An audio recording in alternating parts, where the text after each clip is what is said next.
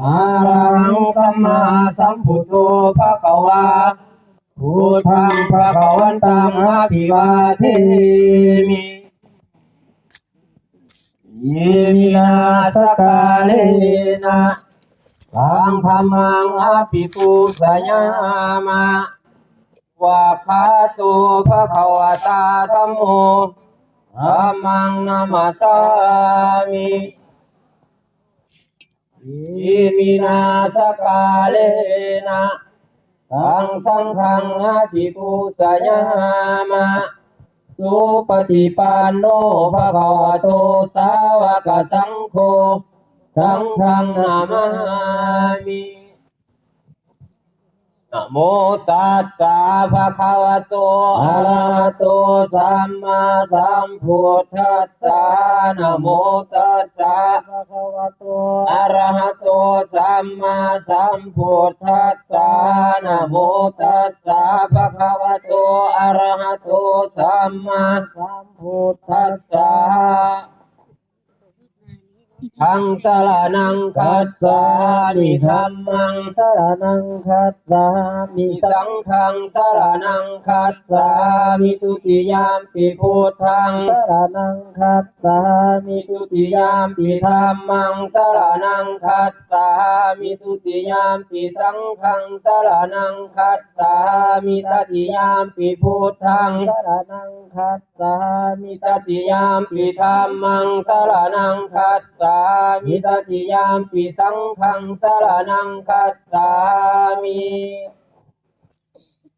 อิติปิโสภะคะวะอะระหังสัมมาสัมพุทโธอิสาจารณสัมปันโนสุขโตโรกวิทูอนุตตโรปุริสาธรรมสารติสัทธาเทวมนุษย์สานังพุทโธ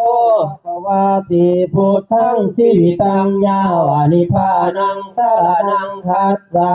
มิกายเยนวาจานวาจิตตสวาพุทเทอุกมังปะกตังมายายังพุทโธปฏิคันนันตุอาจายันตังอรันตาเรสังวริตุมวะพุทเท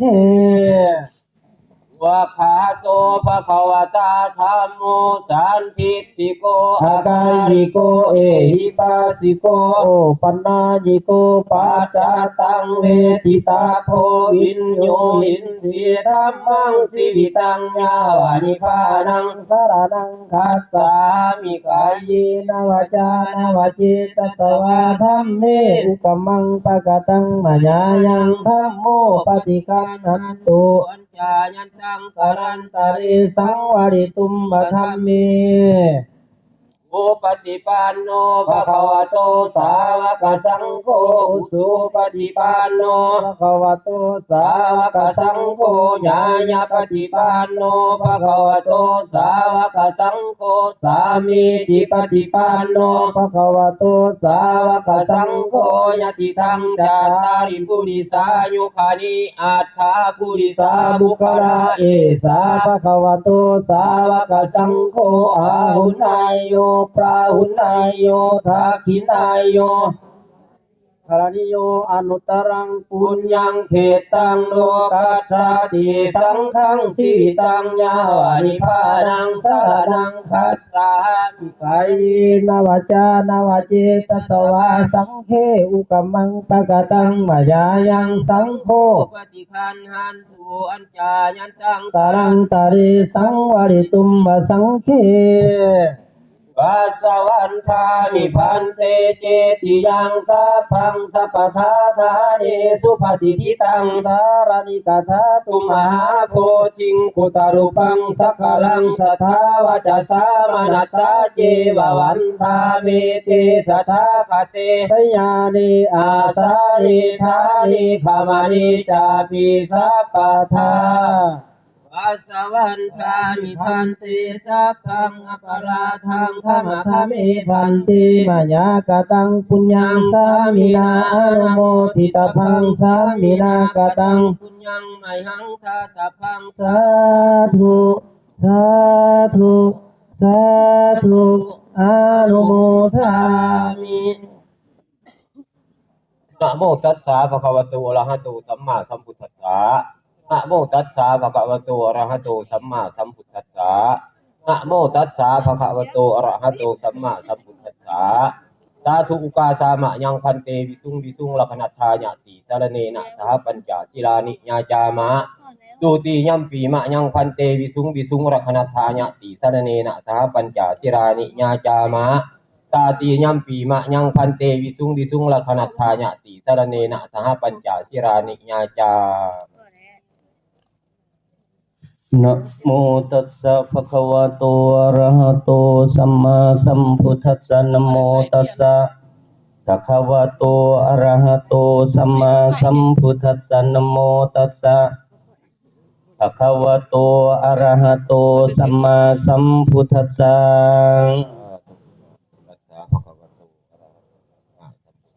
นะโมตัสสะภะคะวะโตนะโมตัสสะภะคะวะโตพุทธังสรณังคัจฉามิธัมมังสรณังคัจฉามิสังฆังสรณังคัจฉามิทุติยัมปิพุทธังสรณังคัจฉามิทุติยัมปิธัมมังสรณังคัจฉามิทุติยัมปิสังฆังสรณังคัจฉามิตาติยัมปิพุทธังสรณังคัจฉามิตาติยัมปิธัมมังสรณังคัจฉามิตาติยัมปิสังฆังสรณังคัจฉามิอิสรณคัมมนังนิทิตังปานาติปตะเวรมณีสิกขาปะทังสมาธิยามิ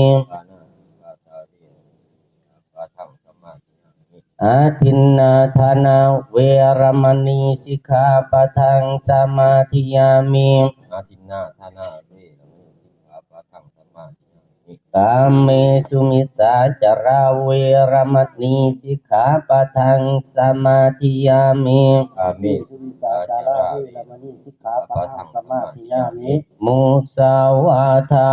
เวรมณีสิกขาปะทังสมาธิยามิสมาธิยามิสุราเมรยมัสสปมาทฐานาเวรมณีสิกขาปะทังสมาธิยามิสุราเมรยมัสสปมาทฐานาเวรมณีสิกขาปะทังสมาธิยามิอิมานิปัญจสิกขาปะทานิสิเลนะสุขติยันติสิเลนะโภคสัมปทานพันติสิเลนะนิพุติยันติตัสมาสิลังวิโสทะเย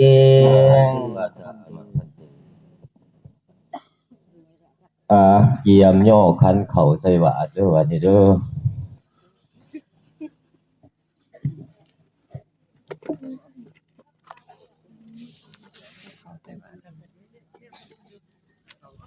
เขาใช้เป็นกระติบ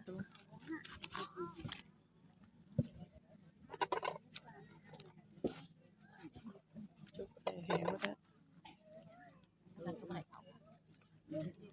นี่เขาฮะเอารถ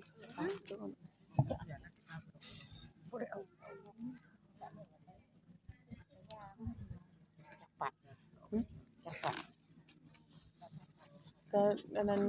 8ว่าด้วย7กับ7ปัดแล้วก็ใส่อันนั้นน้อยเอาโลด8 บาทเนาะ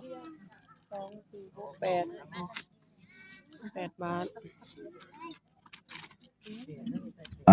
ย่อคันเข่าถวายทานด้วยวันนี้เด้อนะโมตัสสะภะคะวะโตอะระหะโตสัมมาสัมพุทธัสสะนะโมตัสสะภะคะวะโตอะระหะโตสัมมาสัมพุทธัสสะนะโมตัสสะภะคะวะโตอะระหะโตสัมมาสัมพุทธัสสะสาธุสุทินังวัตตะเมธานัง เมปาลิสุทธังอาสาวะกัญญวหังนิพพานะสังขตังโหตุอานาคเตกาเลพวกข้าน้อยทั้งหลายมีจิตเหลื่อมใสยินดีในทานการให้ของขอจงให้สำเร็จอาสาวะไขให้สิ้นไปแห่งเครื่องดองสันดานอิมานีมะยังพันเตวินดีพัตตานี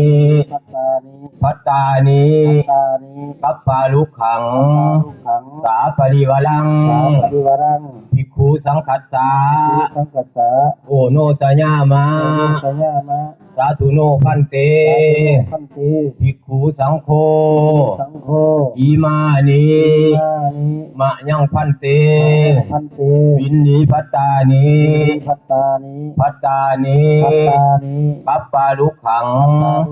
สาปริวลังปฏิคันหาตุ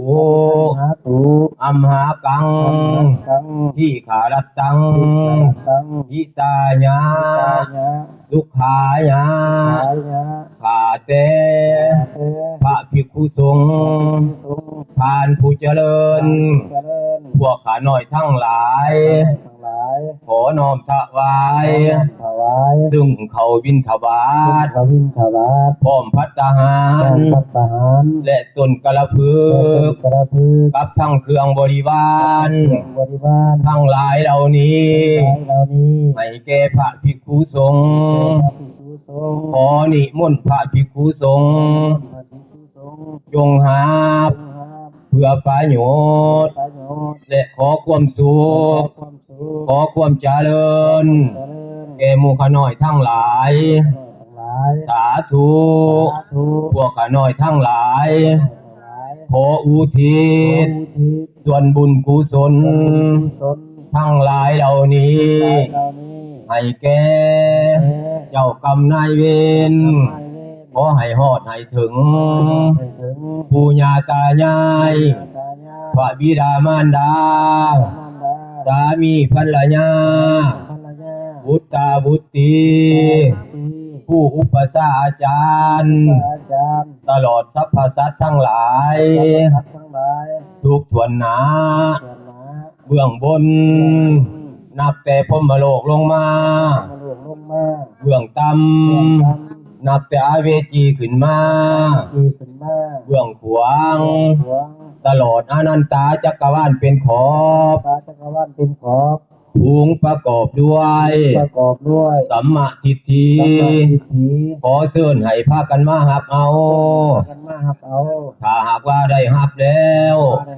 ขอให้พ้นโทษโสไปเกิดดีถึงสุขด้วยบุญญาบารมีสัมปันโนอิติปิโสภควาถ้าหากว่าได้ตกทุกข์ขอให้พ้นจากทุกข์ถ้าหากว่าได้ถึงสุขขอให้สุขยิ่งขึ้นไปจนตราบเท่าเข้าสู่นิพพานในอนาคตการเบื้องหน้าพุ่นเถินสาธุพวกข้าน้อยทั้งหลายลูกและหลานญาติมิตร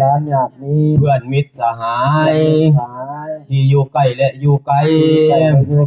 ผู้อยู่เบื้องหลังขอให้ประสบ